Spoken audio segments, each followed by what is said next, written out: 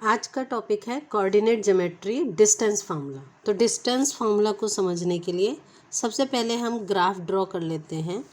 मान लीजिए ये आपका ग्राफ हो गया, ये ओरिजिनल पॉइंट होता है, ये एक्स एक्सिस वाला पॉइंट है, ठीक है। ये वाई एक्सिस, और सपोज एक पॉइंट है ए, दूसरा पॉइंट है आपका बी, और इनके बीच की डिस्टेंस ए बी आपको पता करना है, ठीक है। तो इसके लिए आप क्या करोगे, और इनके जो ये कोऑर्डिनेट्स हैं ए के, वो है x1 y1, मान लीजिए इसका x1 और इसका y1, और इसको मान लीजिए x2 और y2, ठीक है। अब इसका आपको फार्मूला अप्लाई करना है, डिस्टेंस फार्मूला। तो इसका डेरिवेशन मैं आपको समझा रही हूँ। अगर आप ये समझ जाएंगे कि फार्मूला कैसे बना है तो फिर आपके लिए क्वेश्चंस आसान हो जाते हैं। तो देखिए, अगर हम इसको पॉइंट ले रहे हैं तो यहाँ से एक परपेंडिकुलर लाइन ड्रॉ करिए। तो यहाँ से यहाँ तक की वैल्यू हुई आपकी x1। इसी तरह से यहाँ एक परपेंडिकुलर लाइन ड्रॉ करिए, और यहाँ से यहाँ तक की x एक्सिस वाली वैल्यू क्या होगी, इसको हमने x2 माना है तो ये x2 हो गया आपका। सिमिलरली यहाँ से एक परपेंडिकुलर लाइन ड्रॉ कर दीजिए। तो देखिए ये 90 डिग्री होता है, x axis y axis. In a similar वे ये भी 90 डिग्री होगा। इस पॉइंट को C मान लीजिए, ये आपका D, और ये आप इसको E मान लीजिए, ठीक है। अब देखिए, आपको AB की वैल्यू निकालनी है। तो ये जो आपको बन रहा है ये एक ट्राइंगल बन रहा है आपका। तो अगर यहाँ पर आप Pythagoras theorem, basically distance formula मतलब आप पाइथागोरस थ्योरम अप्लाई कर रहे हो। तो पाइथागोरस थ्योरम क्या होता है कि हाइपोटेन्यूज का स्क्वायर इक्वल टू बेस का स्क्वायर प्लस परपेंडिकुलर का स्क्वायर। तो अब यही हम यहाँ पे लिख देते हैं। So A B square equal to हो जाएगा A C square plus B C square, Pythagoras theorem, ठीक। तो अब इसमें वैल्यू पुट कर दीजिए। तो A B square equal to हो जाएगा। अब ए सी निकालना है आपको। ए सी की वैल्यू क्या होगी, अब ये सोचिए, ए सी, और ये एक आपका रेक्टेंगल बन रहा है, तो जो ए सी की वैल्यू होगी वही ई डी की वैल्यू होगी। तो ए सी बेसिकली कितना होगा, x2 में से अगर आप x1 हटा दो तो मिल जाएगा आपको ये ई डी, और वही ए सी होगा।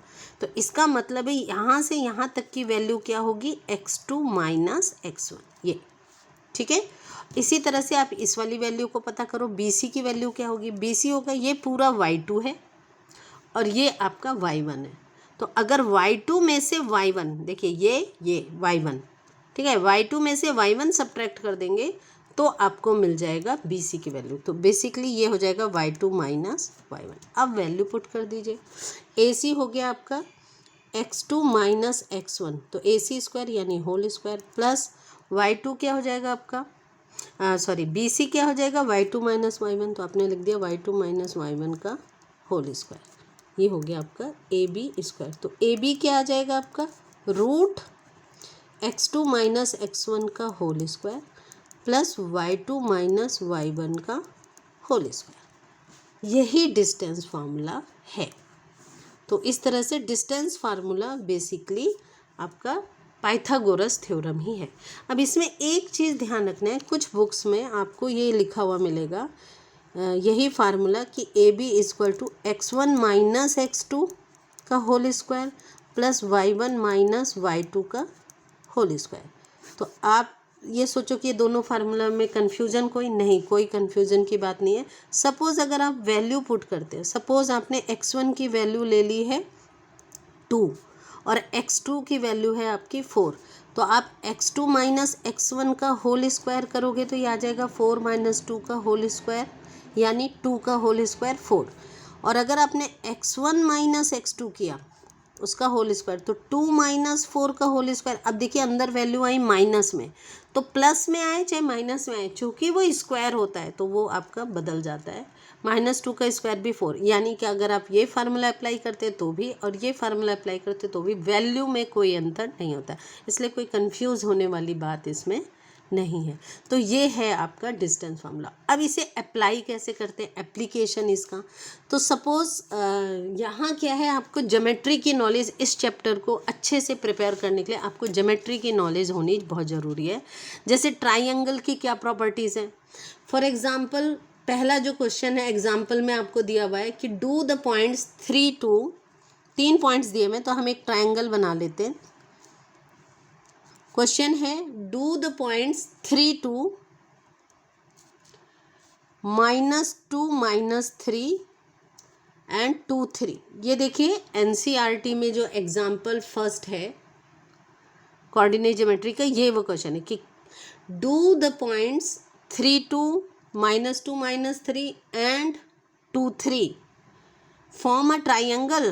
क्या ये ट्राइंगल बनाएंगे ये तीनों पॉइंट मिलके? तो देखिए एक चीज़ आप याद रखिए, जब भी आप कोऑर्डिनेट ज्योमेट्री करें तो सीक्वेंस का ध्यान रखें। जो पॉइंट्स जिस सीक्वेंस में लिखा है क्वेश्चन में उसी हिसाब से आपको लिखना है। तो हम मान लेते हैं ये ए है, ये बी है और ये सी पॉइंट है, और हमें ये पता करना है कि क्या ये ट्राइंगल बनाएंगे।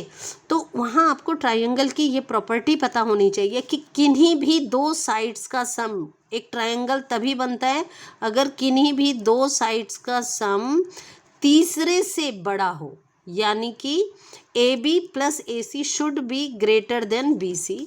इन a similar way A B plus B C should be greater than A C, और A B C plus A C should be greater than A B. यानी इन तीनों क्राइटेरिया पे इसको फिट बैठना चाहिए। ठीक है, तो इसके लिए हम क्या करेंगे, यहाँ डिस्टेंस फार्मूला अप्लाई होगा। सबसे पहले आप ए बी की वैल्यू निकालो डिस्टेंस फार्मूला से। तो ए बी में अब देखिए इसको आप x2 मान लीजिए, इसको y2 मान लीजिए, इसको x1 मान लीजिए और इसको y1, और फार्मूला अप्लाई कर दीजिए। तो x2 माइनस x1, फार्मूले में आपने ए बी का फार्मूला लिखा x2 माइनस x1 का whole square plus y2 minus y1 का होल स्क्वायर। तो आप इसे सॉल्व करेंगे तो ये आ जाएगा x2 है 3, तो 3 माइनस 2 का होल स्क्वायर प्लस 2 माइनस 3 का होल स्क्वायर। अब देखिए इसे सॉल्व करेंगे, माइनस माइनस प्लस हो जाएगा, 3 + 2 का होल स्क्वायर प्लस 2 + 3 का होल स्क्वायर। यहाँ पे भी यही होगा, ये हो गया 5 का स्क्वायर प्लस 5 का स्क्वायर। आप इसमें ये स्क्वायर रूट लगाते रहिए। नेक्स्ट ये हो गया आपका 25 + 25 50, तो ये वैल्यू आ गई √50। अब इसका √50 की वैल्यू आप निकालोगे जो आपने 8th क्लास में सीखा था, long division method, square root निकालने का, उसकी हेल्प से आप इसका स्क्वायर रूट निकालोगे। तो स्क्वायर रूट आएगा इसका लगभग 7.01। ठीक है, इन अ सिमिलर वे आप बी सी की वैल्यू निकालिए। सेम इसको x2 y2 मान लीजिए, इसको x1 y1 मान लीजिए और अप्लाई कर दीजिए, और इसी तरीके से आप ए सी की वैल्यू निकालो। तो यहाँ पर ये वैल्यू आ जाएगी आपकी, बी सी की वैल्यू लोगे तो ये आपका 2 माइनस 2 हो जाएगा आपका whole square plus 3 minus 3।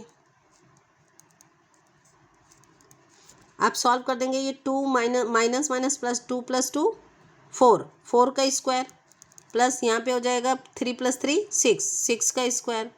Solve कर दीजिए, कितना आ जाएगा ये 16 + 36, ऐड कर दीजिए 6 और 6 12, 3 + 1 और ये 52। अब इस सब में आपको स्क्वायर रूट लगाना है और ये आपका आ गया स्क्वायर रूट ऑफ 52। इसको आप सॉल्व करोगे तो इसकी वैल्यू लगभग आएगी रूट में 7.21। वही लॉन्ग डिवीजन मेथड से सॉल्व कर लोगे। सिमिलरली आप निकाल लोगे ए सी की वैल्यू, ए बी हो गया, बी सी हो गया, और अब आप निकाल दीजिए ए सी। तो ए सी की वैल्यू इसी तरीके से आप सॉल्व करके निकालेंगे तो ये वैल्यू आएगी आपकी √2। अब आप ये सॉल्व कर लेना सिमिलर वे में, ए सी की वैल्यू √2 आ जाएगी और √2 को सॉल्व करोगे तो 1.41। अब देखिए ये तीन वैल्यूज़ आपको मिल गई, ए बी, बी सी और ए सी।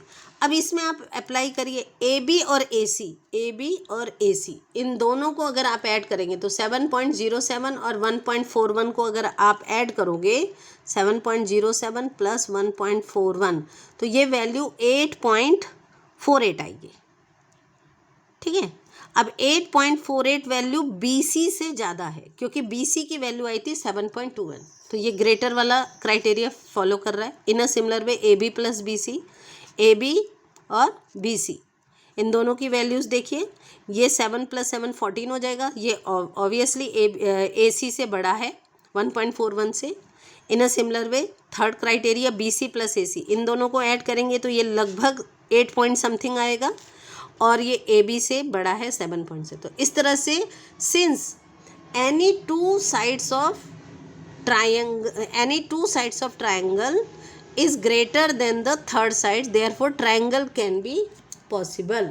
ठीक है, तो जो डिस्टेंस है दो साइड्स की वो ग्रेटर है तीसरे साइड से, इसलिए ट्रायंगल पॉसिबल है। अब इसी क्वेश्चन में है कि if so name the type of triangle, तो इसके लिए आप पाइथागोरस थ्योरम अप्लाई करोगे। आप पाइथागोरस थ्योरम अप्लाई करिए, क्योंकि देखिए ट्रायंगल में अगर ये वैल्यूज दी हुई हैं तो सबसे पहले आप राइट एंगल ट्रायंगल, क्योंकि पाइथागोरस थ्योरम में ही आपको पता है, पाइथागोरस थ्योरम आप अप्लाई करिए। अगर वो हाइपोटेन्यूज का स्क्वायर, हाइपोटेन्यूज कौन सा होता है, जो सबसे बड़ी वैल्यू होती है, तो यहाँ पे ये √52 सबसे बड़ी है, तो हाइपोटेन्यूज का स्क्वायर अगर दूसरे दो साइड्स के स्क्वायर के सम के इक्वल आ जाए तो इसका मतलब ये राइट एंगल ट्रायंगल है। तो देखिए √50 का स्क्वायर करेंगे तो 52 आ जाएगा, इसका स्क्वायर करेंगे 50 और इसका स्क्वायर करेंगे 2, ऐड किया आपने, ये 52 = 52। इसका मतलब इसमें पाइथागोरस थ्योरम अप्लाई हो रहा है। सो जो ट्रायंगल है वो कैसा ट्रायंगल है, राइट एंगल ट्रायंगल। ठीक है, राइट एंगल्ड ट्रायंगल।